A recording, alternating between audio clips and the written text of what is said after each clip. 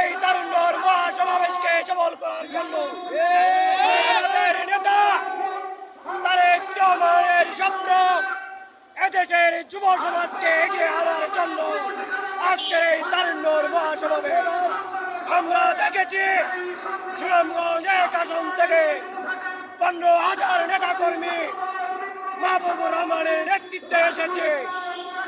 আজকের এই তারুণ্যর সমাবেশ সমন্বয়ক হয়েছেন মাহবুবুর রহমান সরকার।